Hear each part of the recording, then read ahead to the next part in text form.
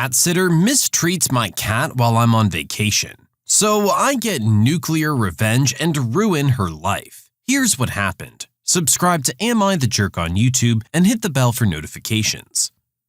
I like to think that I'm a patient man. I'm hard to anger. My coworkers say they haven't seen me angry in the 2 years they've known me. I have firm boundaries, and as long as you don't cross any of them, I can let anything go. One of my boundaries is don't mess with my cat. This story is about 2 of my coworkers and me, and happened in the winter of 2013. So I worked at a veterinary hospital as a vet tech/kennel attendant, and coworker 1 is a kennel attendant and coworker 2 is the kennel lead. Kennel attendant is the one who comes in to take care of the animals. Kennel lead is in charge of overseeing everything boarding and kennel related. They both crossed that very simple boundary. I went away over Christmas since I lived in another state from my family, and while I was out, I left my cat to board at work. One of the perks is free boarding. I trusted my coworkers would take care of him, even if it was a top 2 busiest weekends of the year. So I set up his cage the night before I leave. He's a shy boy, so I set up a tent with very distinct blankets.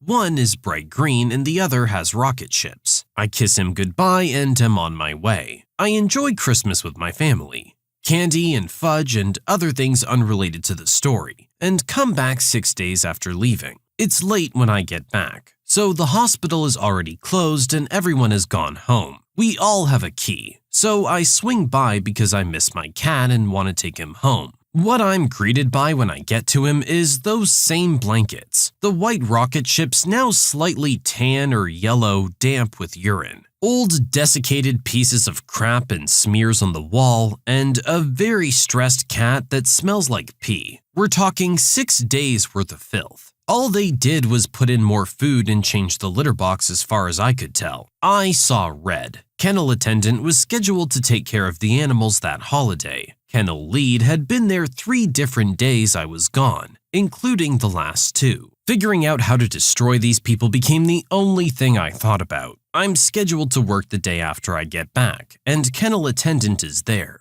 I don't look at her all day, as it's the only way I could control my emotions. My blood is still boiling thinking about my boy, who I'd had to bathe the night before, much to his chagrin. The sight of her makes that primal part of my brain reserved for beating the crap out of things start to burn, and my muscles tense. Now, some important backstory here is that kennel attendant is kind of terrible at her job. We were kind of friends, since she was the only one who wasn't crappy to me when I first started. Whenever I'd find something she messed up, I'd gripe to myself, but I'd fix it. She did some write-upable crap on a regular basis. I never did anything because kennel lead was already aware and working on her. So I figured, none of my business. I decided against violence and figured I'd let my manager handle it. At first, I just told him about the condition of my cat and kept the rest to myself. He agreed it was unacceptable and said he'd talk to her. She denied everything. She said she'd changed my cat's bedding every night,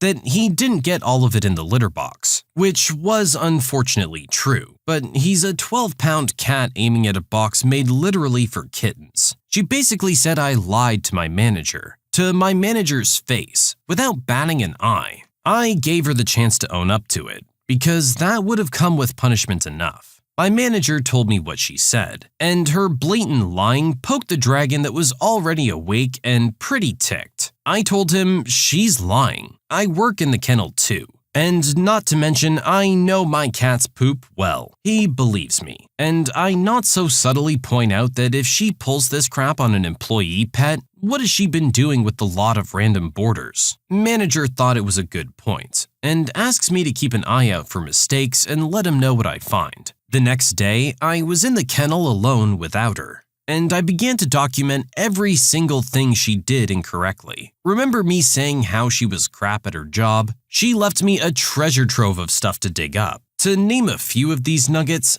every single animal's cage was filthy, like multi-day filthy, like my cat's was. 2 dogs had had their medications switched for the whole week. There were copious amounts of poop left in the yard, which was a big no-no, since it spreads parasites and disease, and not even her documentation and charges were entered correctly. It was a train wreck. that took me the whole morning to get back to an acceptable condition. There was material here to get her enough write-ups to lose her job if she had been perfect before, and she'd already been disciplined a couple of times for other crap she pulled. I gather it all together and bring it to my manager, who's horrified and says he's setting up a meeting with me, kennel attendant, and kennel lead, and we're all gonna sit down and discuss everything. He encourages me to hold my temper and call them on their bullcrap at the meeting. Until then, I hadn't even considered kennel lead's complicity in all this, but I immediately realized that there were two people on my wrong side. Kennel lead wasn't as horrid at his job as kennel assistant. He was old as heck in a demanding physical labor position. I figured what he'd got coming will be enough, so I could aim everything I got at kennel assistant.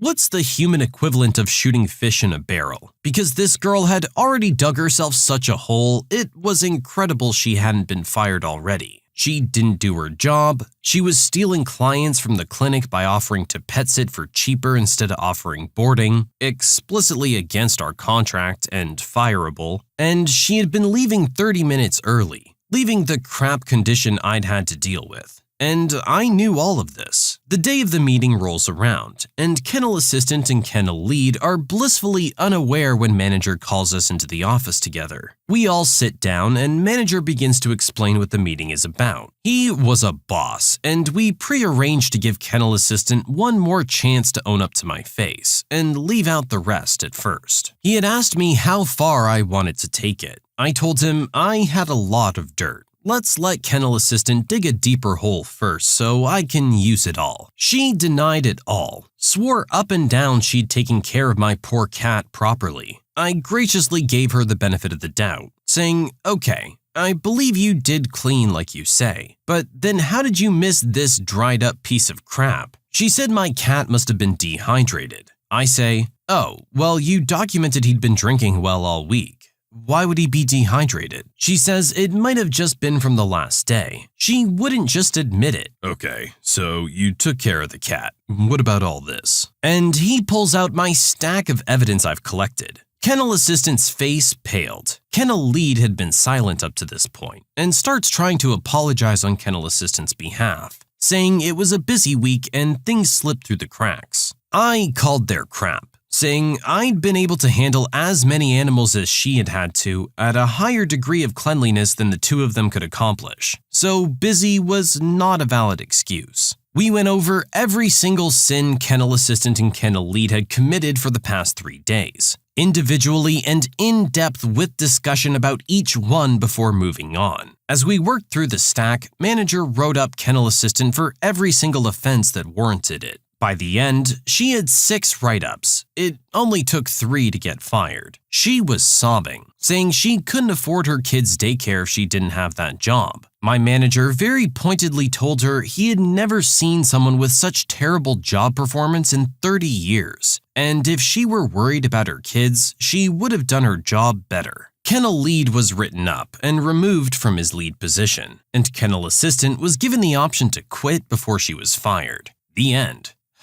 No, it isn't. Oh, there's so much more. Remember how she'd been stealing clients from the clinic? She had built up quite a large client base and had told me some weeks before she was about to quit her job and pet sit full-time, since she hates her job so much. Plus, when she returned her key after quitting, she made sure I knew the crying was fake, and she was planning to put in 2 weeks in the next couple of days. At the clinic, we still saw all those same clients she had skimmed all the time, and plenty of them asked what happened to kennel assistant. Manager told everyone we should tell the truth, since we had a pet sitter we referred to and kennel assistant was not it. So, for the next few months, we saw so many faces twisted into expressions of disgust, contempt, betrayal, and worry when we told them why kennel assistant was no longer there, and why they should reconsider letting her watch their pets. Literally dozens of people. Anyone who has tried to pet sit or do yard work for a living knows how hard it is to build that client base. Kennel assistant had a decent one, which we absolutely destroyed. After a while, she texted me saying I was a jerk who was destroying her and her kid's life, and she couldn't afford daycare anymore. She went from 2 or 3 pet sitting gigs a week, about $300 a week, to maybe 1 a month. I told her to go screw herself and blocked her number, and haven't heard anything since. Jerk, don't mess with my cat. My biggest issue with this story is that so many people looked the other way and let this stuff slide until it was your pet. This wasn't new behavior for her, and I think any pet owner would feel the same way you did to learn that their pet had been treated that way. If you guys have been working with her for so long and knew she was so bad at her job, why did this only become an issue now? I guess in those instances she had you cleaning up after her. But yeah, you're gone for a few days and look at the state of things. She clearly can't be trusted. I don't know why it had to come to this before you guys decided that your client's pets don't belong with her. But I digress. At least the issue was eventually taken care of. And I don't blame you guys for telling all her clients about her too. They have a right to know. She never should have been given pets to look after if that's how she looks after them. Hopefully she found a way to make money that doesn't involve her looking after living things. Maybe plants. You can submit your own stories to be featured here on the channel. The story submission link is in the description below. And if you want to listen to some vibey music in the background, check out easymode, also linked below. And don't forget to subscribe.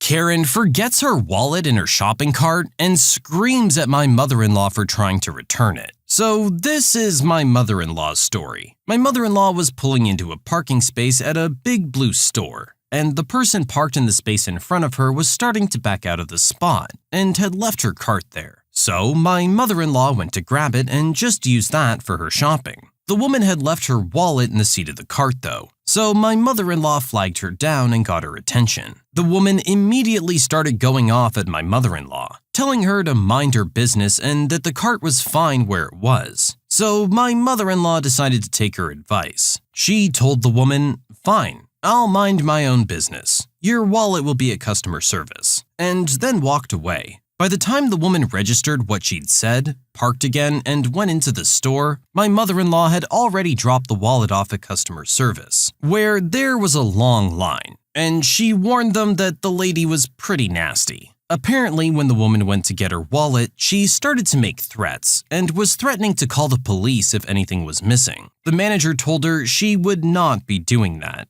and that it was her own fault she left the wallet in the cart. I get the feeling that Karen's had that interaction many times before, and that's why that was her go-to response. She knows she's not supposed to leave the cart lying around in the parking lot, but does it anyway. If it were me, I wouldn't have said anything. I probably would have just dropped it in the next trash can I walked by.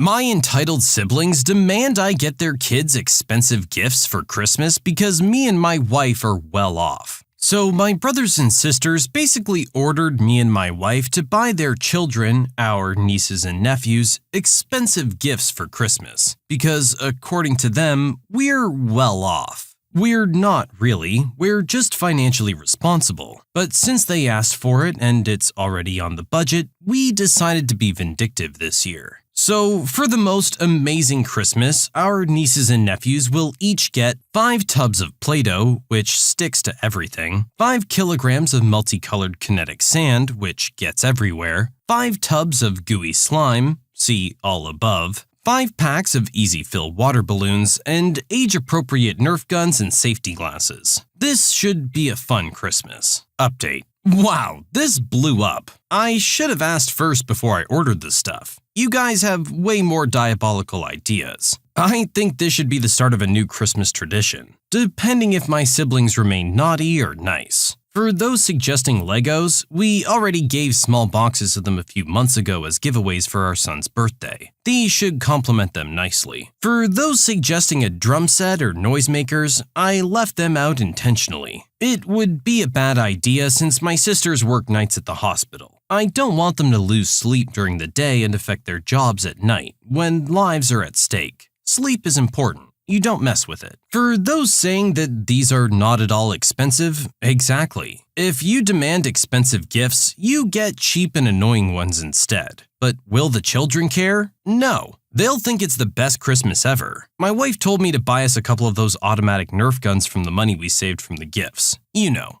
for protection. Also, no glitter, it's too much.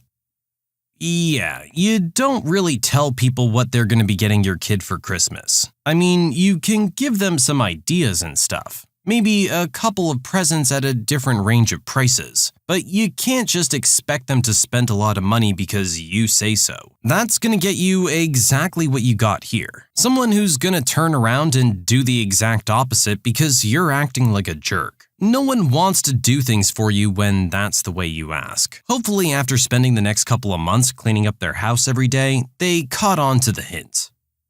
Jerk surgeon at my hospital treats everyone around him like peons. Here's my story on getting back at this jerk surgeon. First, some background. I'm an anesthesiologist, and back when I was doing my residency training, there was this loudmouth jerk orthopedic surgeon at the hospital I worked. Let's call him Greg. He was always complaining about anesthesia delaying him, was never happy, and talked in this loud, abrasive tone. He basically treated everyone like peons around him. One day, I was in his room wearing a lead apron as we were doing a case that required intra-op x-rays. Unbeknownst to me, I had grabbed the personalized lead apron of one of his colleagues, Dr. Smith, who was not working that day. As the case is going, Greg looks up and sees I'm wearing Smith's lead apron. He stops what he's doing and asks me, "Are you Dr. Smith?" I replied that no, I wasn't. He then proceeds to flip out and ask, "Why the hell are you wearing his lead then?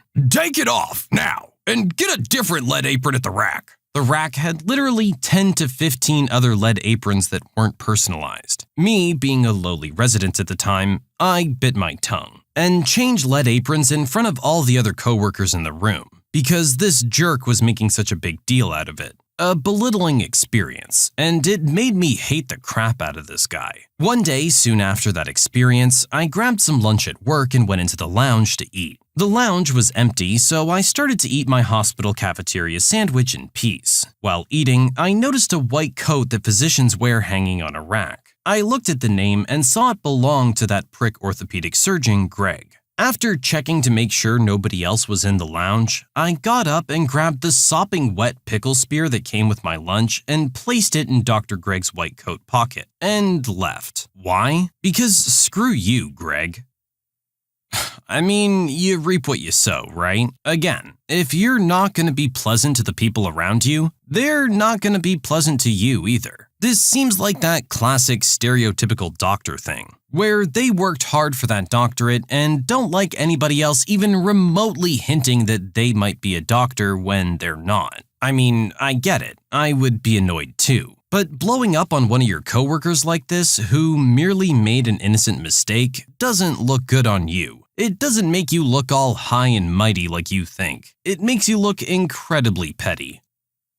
My neighbor and I couldn't figure out where this ungodly smell was coming from. This happened a few days ago. So I live in a triplex with my boyfriend, and the two other units are occupied by an elderly man, same floor, entrance to his unit's on the other side of the building, and a guy around my age upstairs. A few weeks ago, my unit lost power for a few days, resulting in all our food in the freezer going bad. After coming back from my boyfriend's parents' house, we noticed a smell in our kitchen. I just assumed it was the freezer from the meat inside going bad, so I removed everything and scrubbed it out. But the smell remained. It was like this for a week or so, kind of lost track of how long, but I just assumed that it was me needing to air out the freezer more. A few days ago, my neighbor upstairs knocked on my door, asking if I could smell the ungodly smell he had in his unit. Not connecting that I had a smell in my fridge, I said no. He said it had been there for a few days, and he couldn't get rid of it. The next day, he knocked on my door again and asked if I had seen our other housemate recently. The smell was now in every crevice of the property in the 90-degree heat. Sparing the gruesome details, we ended up calling the cops for a checkup because we couldn't get him to answer the door. Turns out he wouldn't be answering the door ever again, and we were smelling him.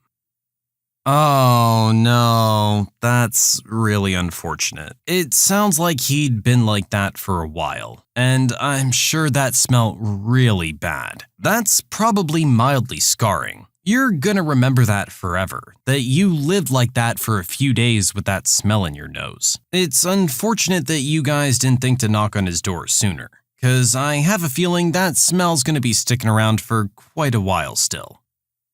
When you subscribe, make sure to hit the bell to turn on notifications. Put the playlist on in the background to finish listening to all the stories. Or if you want to listen to some vibey music in the background, check out easymode. If you like Am I the Jerk, give Am I the Genius a shot. Everything linked in the description.